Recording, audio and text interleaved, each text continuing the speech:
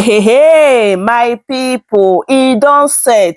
Prophet Jeremiah is in a big trouble, like big wahala, as many lawyers in Nigeria came out volunteer to support very dark man against Prophet Jeremiah. So you guys know this brouhaha that be going on because of the soap, water, and other things Prophet Jeremiah has been selling in the name of a miracle. But at the end of the day, very dark man challenged him that all those products does not have NAFDAC numbers. They have been going back and forth and all that. At the end of the day, he sued very dark man. So this is the reason many lawyers in Nigeria came out and said that they're going to, they just want to volunteer to support very dark man against Prophet Jeremiah. My people, this is really, really getting interesting. Even this lawyer said that if Prophet Jeremiah withdraw the case, that they're going to go ahead with it because they need to do some investigation about all those miracle water and soap. Let me allow you guys so that you can listen and hear what he said here.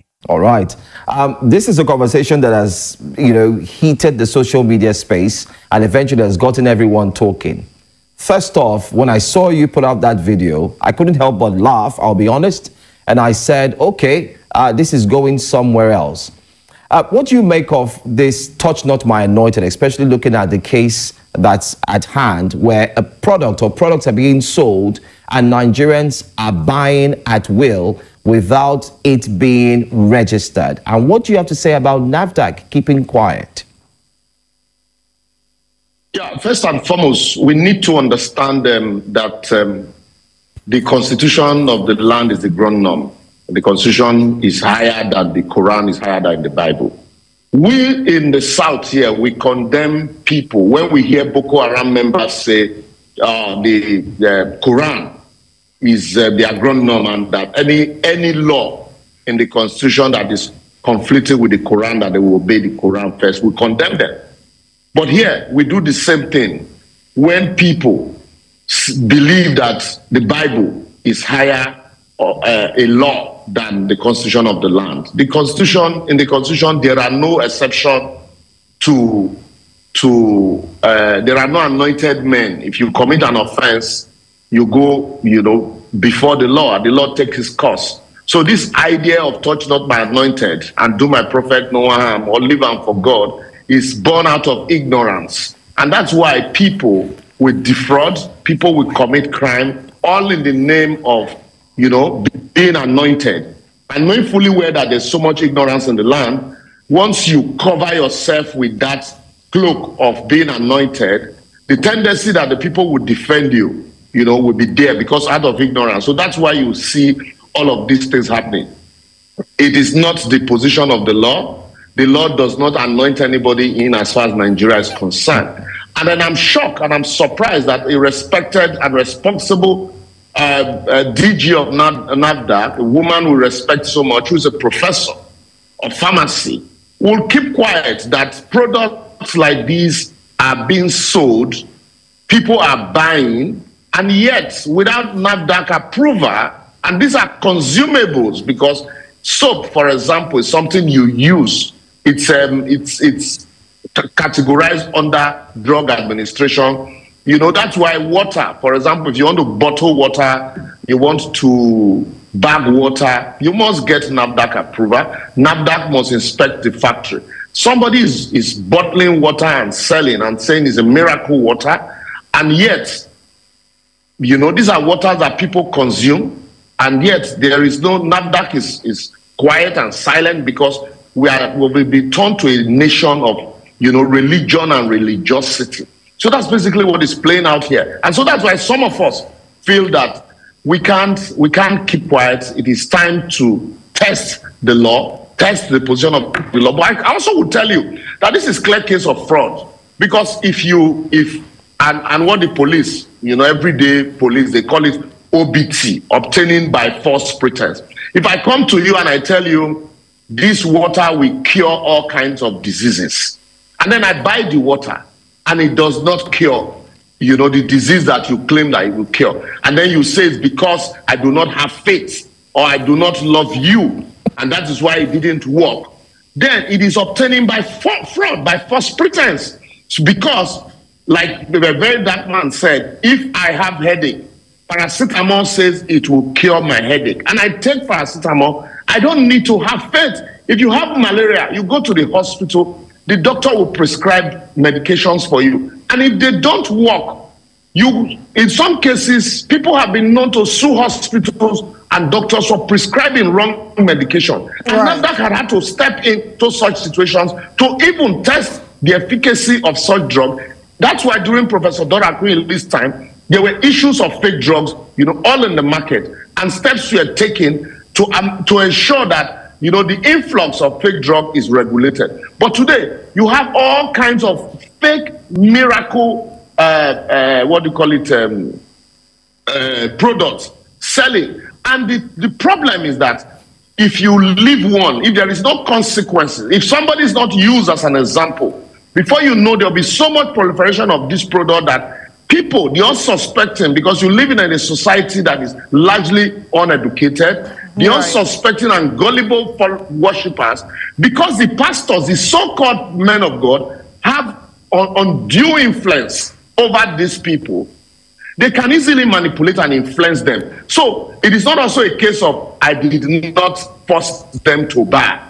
Impliedly, under the law, you have forced them because you have influence over them. So we call it undue influence.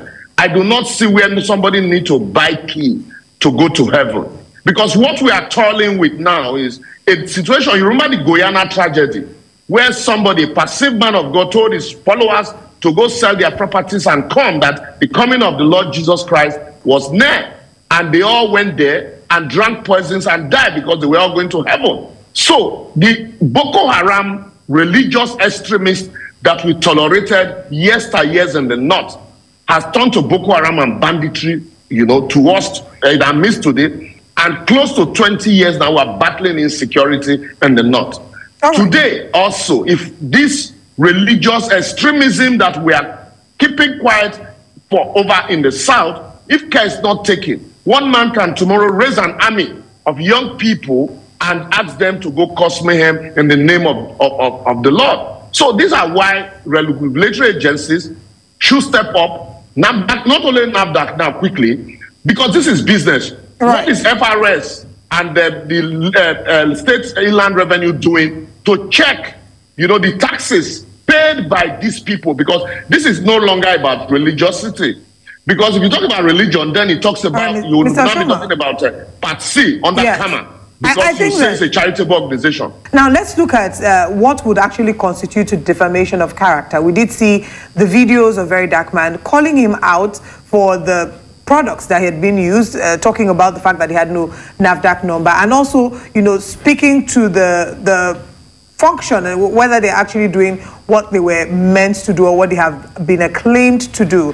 So at what point would Prophet Fumfeyi have had a strong claim, or does he have in any way a claim, a defamation claim? At what point would one say that they can have a strong case of defamation? Yeah, before I go into that, I would draw a analogy from section 35, is it 35 or 25 now of the Cybercrime Act, and then also use it to explain defamation for you. I will quickly, give you an instance, an example, what happens in other societies. You remember our Indaboski pastor, who performs all kinds of miracles here, slam people as if he's slam dunking basketball, in Nigeria here. Recently he was in London for his so-called concert. Did you see him slam people on the floor or perform miracle? He ended up just, holding a comedy show or a concert. Because in those society, nobody will allow you to come deceive anybody with fake miracles. Then, that said, Section 35 or 25 of the Cybercrime Act defines, cyberbullying as using the internet to pass wrong information about somebody. And defamation is when you pass wrong information, knowing that information to be true. You speak wrong information about somebody, knowing that information to be false. Libel is when it is published wrong information about person, maliciously. But what are the defense to defamation? Defense to defamation is the fact that this information is not wrong, it is true. So I have justification for it. In the first place, you do not even have a reputation to protect, because what you're doing is passing out, wrong products. These products that I am calling out are wrong products. So there is no reputation here. If you are out there lying and cheating people, and yet you now say you should be defended because nobody should talk about the fact that it's a cheat or it's a lie, it's a defense to defamation. So the first thing is you must first and foremost prove that you have a reputation and that the narrative is false. And then the defense will now come and prove justification, and that the narrative, truth is a defense to defamation. So in this case, and it's a defense also to cyberbullying. So in this case, that is why for you to say cyberbullying, the information you are passing must be wrong. So in this case, let's look at the narrative now. What are the narrative? You say you have miracle soap, you have miracle water, you have miracle perfume, full of bestseller, you have keys and you have stones, and that they heal and they cure. They drive away poverty. And anybody that uses them will, if we are finding difficult in building a house, there are spiritual attack. Once you use this product, that you will, all of these difficulties will vanish. Olive, you remember the case of Carbolic Smoke Ball Company versus Khalil. Every elementary law student knows that case. So it applies here. Now you have advertised to the entire world. Anybody at all that uses this product and it fails can call you out, because you owe that person a duty of care. And so in this case, I buy the product and I take them. I want to heal people because I'm passionate about, I want to heal people on the street. I say, okay, let me buy this product that they say is working, and I give it to them and nothing happens. Is that not deceit? And then people are buying ignorantly, and I go and I say, NAFDAC, this person claimed to have registered this product. What are the ingredients? Because also by the Freedom of Information Act, by virtue of the Freedom of Information Act, you have a right to seek information from agencies. So NAFDAC, by virtue of this freedom of information, I need information. This product, what are the ingredients? What did you actually carry out to approve this product? What are the steps taken? I also need you, these are the products. Please help us carry out a verification in your lab to test the efficacy of this product. It's not everything that should be left in the realms of spirituality. So, because you're claiming that this thing will heal physical, there are keys also. I don't know if you've seen the video of keys. Yeah, we saw the edit, mind you, the graphics. These are public funds. If they give you a visa to UK now, they will state it there. No recourse to public fund. Public fund does not mean that you must work in government. Even if you are working or you're selling items to the public that you will collect money from, that is having recourse to public fund. So when you sell products and you're making money from the public, the government owe it a duty to protect public fund. It does not necessarily have to mean money coming from government. Mr. So that is why we're calling on. Yeah, we unfortunately have to, go right now because we're out of time. But as quickly as possible, there are reports that this case has been, that Prophet Jeremiah has withdrawn his case against Very Dark Man. Do you have any information regarding that? Is it true or not? I do. Yeah, I saw that all on the internet. I volunteered to defend the Very Dark Man, Obono. Very Dark Man has not reached out to me, accepting my request to defend him. All right. Because it is one thing to be a volunteer, it's another thing for the person you are volunteering to say, well, I have accepted you to be part of my legal team. Well, I'm sure that in the coming days. And I have a lot of people, a lot of lawyers, a whole lot of barrage of lawyers that have also reached out to me to say they want to be part of that team. But the very next day I saw on the internet. Yes. I'm sure that I'm certain that in the coming days we'll have a clearer picture as to whether or not the case has been withdrawn and what the next steps will be regarding this case. But we thank you so much for joining us. Even if the case is withdrawn, I will take out the petition to the Inspector General of Police also to conduct an investigation into all of these public funds. I will write the Minister of Justice, I will write the Minister of Finance. Mr. Shoma, are you not touching the anointed? Are you not touching the anointed by doing that? I'm only complying with the provisions of the laws of the land as a lawyer. I don't know about anointing. All right. Okay. I'm also anointed. So thank you so much for joining us, Mr. Oshoma. We will, of course, love to have you again so you can give us an update regarding the petition that you're going to be writing, depending on which way this case goes. But it's always a pleasure speaking with you. Thank you. Matters are rising. I think it is high time we start calling out all these people call themselves prophets and pastors using the name of God to scam poor masses, my people, just to enrich themselves.